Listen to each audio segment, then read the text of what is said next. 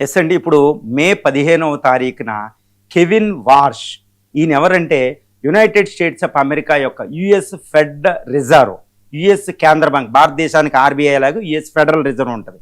దానికి చైర్మన్గా Trump Jerome Powell ప్లేస్లో మే 15 నుంచి కెవిన్ వార్ష్ని ప్రమాణ స్వీకారం చేయబోతున్నారు. ఈ కెవిన్ వార్ష్ మీద ఆల్రెడీ అమెరికా అధ్యక్షుడు ఒకటి ప్రకటించడం జరిగింది. అదేంటంటే, if he didn't reduce the interest rates I would be disappointed అనే ప్రకటన ట్రంప్ చేశారు.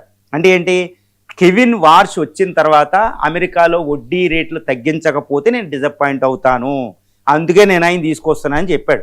కెవిన్ వార్ష్ని ఆయనే తీసుకొచ్చాడు.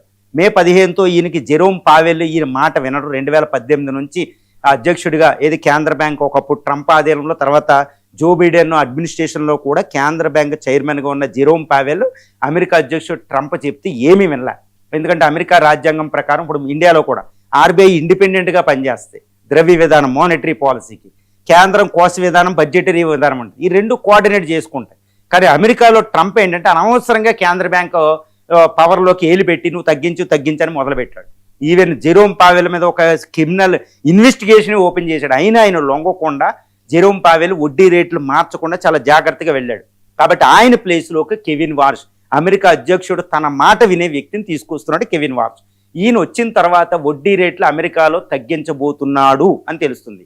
అంటే ఏంటి, ఈ వడ్డీ రేట్లు అనేది ప్రపంచ ఆర్థిక వ్యవస్థని చేంజ్ చేసేది. అంటే ప్రపంచ ఆర్థిక వ్యవస్థ ఆయన చేతిలో ఉంటుంది అనమాట. అంతటి అత్యున్నతమైనది. ఎందుకంటే యుఎస్ అనేది ఇప్పటికీ గ్లోబల్